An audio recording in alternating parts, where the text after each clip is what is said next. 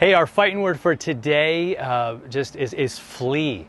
And it doesn't seem like a fighting word. It seems like a running away word, right? It feels like it's one of those words that you would never use when you're talking about fighting.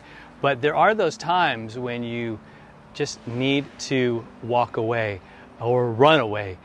In this case, when we're talking about sin, we're talking about especially sexual immorality. God warns us to just get out of there. 1 Corinthians 6:18. These are the fighting words for today. Paul says that to flee from sexual immorality. He says every other sin that a person commits is outside the body, but the sexually immoral person sins against his own body, and that's because God's plan for sex, his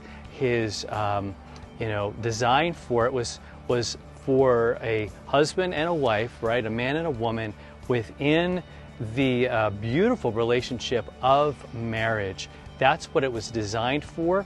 And I think, I don't know, my experience, and I think probably almost everybody else's experience, when you go outside of that committed relationship, outside of what God has designed, there's just always all this baggage, all these problems, all these hang-ups, all these issues. And I'm not saying that marriage is perfect always. I'm not saying that husbands and wives don't struggle sometimes. But again, the picture there is one flesh, right? A man and a woman, they join together in the bonds of holy matrimony, right? That's what you hear in the middle of the service.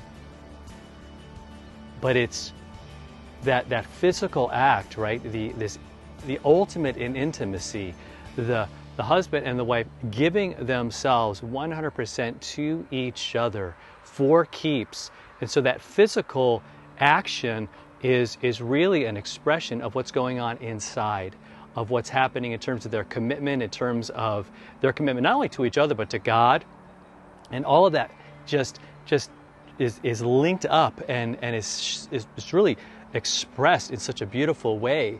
And so that's why he says, all the other sins are like something you do to somebody else. It's sort of an external thing. Now it comes from inside, right? When you yell at somebody, when you get angry or have all those issues. But again, there's this bonding time, this intimate thing that happens within the bonds of marriage, within that sexual union. That when it's done outside of that, it just causes all kinds of wreckage. So he says, flee from that. Have nothing to do with that. Just know that that's not part of your life. As a believer in Jesus, as somebody who wants to do things God's way, and really I just think anyone that wants to have a life that's full and a life that's just amazing, God has that for us. Now, for those of you out there and right who maybe have had a past or maybe are struggling with this right now, my word is flee. My word is to go to God. Not just away from that, but to Him.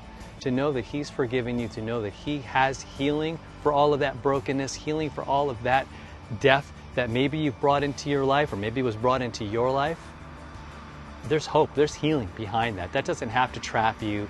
That doesn't have to become who you are, all right? So let's be free and let's use those fighting words against the devil and the world just to embrace the life God has for us, all right? We'll talk to you next time for another follow-through.